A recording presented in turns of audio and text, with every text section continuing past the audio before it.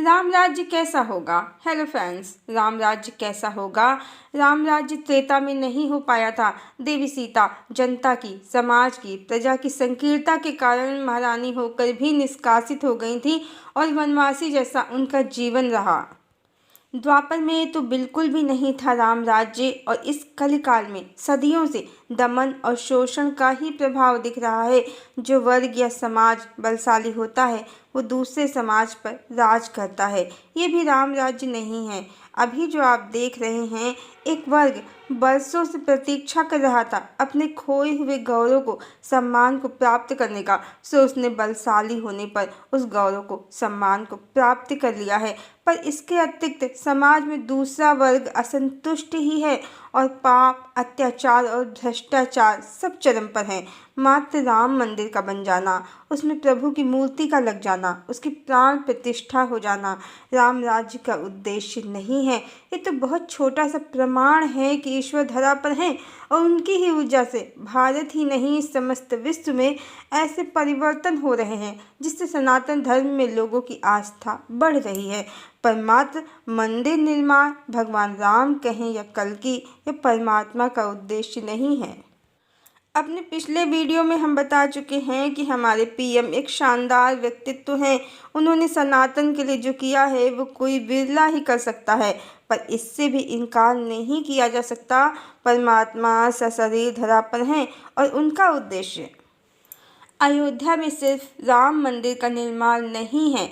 अभी जो मिला है वो बलिदानियों और काल सेवकों की तपस्या का फल है, और आगे जो मिलेगा परमात्मा के द्वारा वो संतों, महात्माओं और तपस्वियों की तपस्या का फल होगा जो मिलना बाकी है। परमात्मा का उद्देश्य हर हृदय को अयोध्या बनाना है। परमात्मा का उद्देश्य हर हृदय को अयोध्या बनाना है, हर घर को मंदिर बनाना है, हर मनुष्य को देवता या भगवान बनाना है। भगवान नेता और अभिनेता दोनों से कहीं अधिक और अलग उद्देश्य के साथ धरा पर आए हैं। वो यूं ही नहीं आए हैं धरती पर। अधर्म बहुत बढ़ गया है। एक समुदाय दूसरे समुदाय से घृणा करता है।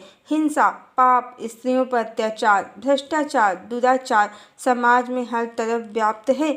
ईश्वर का उद्देश्य इन नेगेटिव एनर्जीज को ही समाप्त करना है। आध्यात्म और धर्म के सही स्वरूप को स्थापित करना है। आज मनुष्य अलग अलग पंथ में बंटकर उसे धर्म बताते हैं और कर्म कांडों को धर्म आचरण, जबकि धर्म तो एकमात्र मनुष्यता ही है, उसका आचरण ही धर्म आचरण है। परहित सरिस धर्म नहीं भाई, पर पीड़ा सम नहीं अधमाई। गोस्वामी तुलसीदास जी कहते हैं, दया धर्म का मूल है, पाप मूल अभिमान। तुलसी दया न छोड़िए, जब लग घट में प्राण। ये हमारा और हमारे संतों का दर्शन है।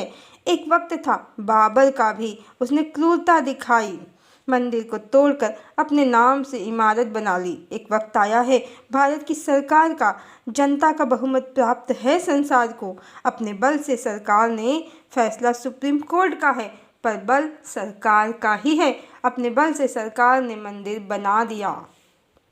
हम पहले ही बता चुके हैं कि भारत के जितने भी मुसलमान हैं, सबकी पीढ़ियां यदि निकाली जाएं तो सब हिंदू ही निकलेंगे। पर अज्ञानतावश, मूर्खतावश ये अपने भगवान का, अपने राम का विरोध करते हैं, जिसका लाभ राजनीतिक पार्टियां ले जाती हैं, और समाज को बदले में ईर्ष्या, द्वेष, लड़ाई और अंधकार मिलता है।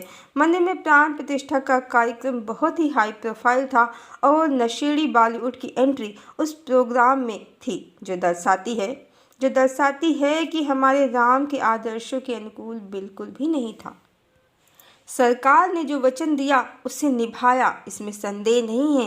पर ईश्वर कहें या हमारे राम, ये कार्यक्रम उनके आदर्शों के अनुसार तो बिल्कुल भी नहीं था।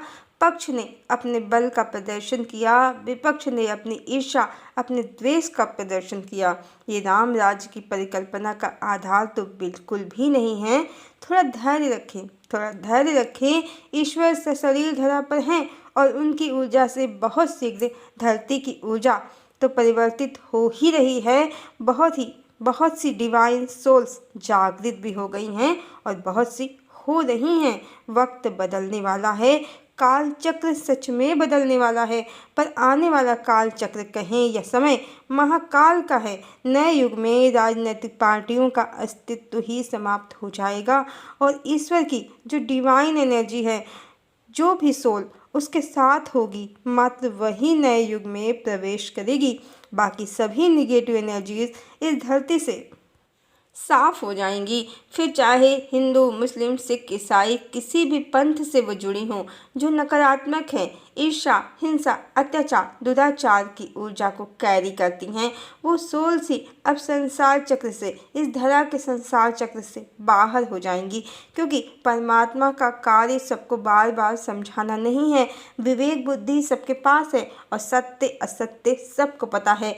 अब जो सत्य और न्याय के साथ होगा वही नए युग में प्रवेश करेगा और बदलते हुए काल चक्र में ये सब सभी अपनी आँखों से प्रत्यक्ष देखेंगे। और जिस राम राज्य की इच्छा, आकांक्षा, अभिलाषा मनुष्यों को, संतों को है, वो कोई राजनीतिक पार्टी नहीं, बल्कि जो परमात्मा धरा पर हैं सशरीर वो धरा पर उतारेंगे। धरती माता, धरती के जीव और सभी नर नारी ईश्वर का लाया राम राज्य कहें या सतयुग या डिवाइन एरा आने वाले समय में नए युग में अवश्य देखेंगे और परमात्मा की वास्तविक महिमा और उनकी शक्ति को जानेंगे। ये समय बहुत शीघ्र आने वाला है, बहुत शीघ्र, ये निश्चित है। हरिओम।